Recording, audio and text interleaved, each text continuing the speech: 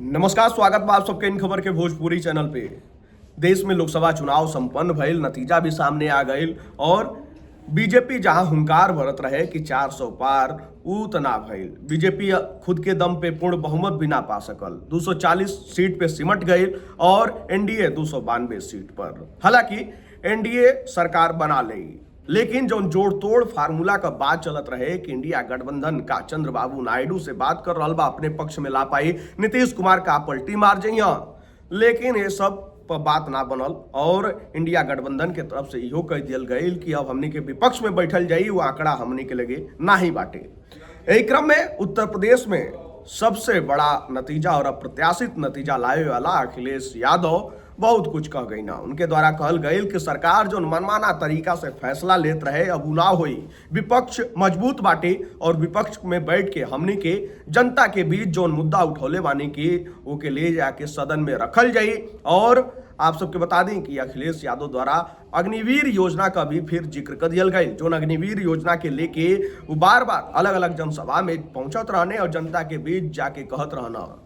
आपको बता दें कि उनके द्वारा कहल गई कि समाजवादी पार्टी अग्निवीर व्यवस्था के हमेशा खिलाफ बाटे और खिलाफ रही। तनी आप सब भी सुनी कि का कुछ कहल गई। आपको लगता है एलओपी एक सबसे महत्वपूर्ण पद होता है जो कि हमने पिछले 5 साल में देखा?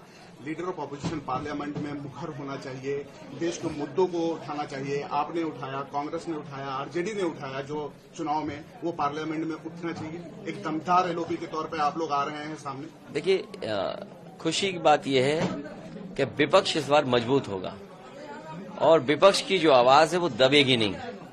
और वहीं कई महत्वपूर्ण सवाल हैं जो चुनाव में जनता के बीच में रखे गए थे। सबसे बड़ा सवाल यह अग्निवीर की नौकरी का।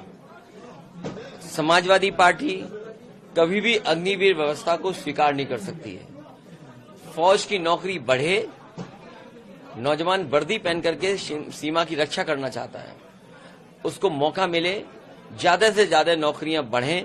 पहले लाखों में नौकरी मिलती थी फौज की, इन्होंने हजारों में कर दी है।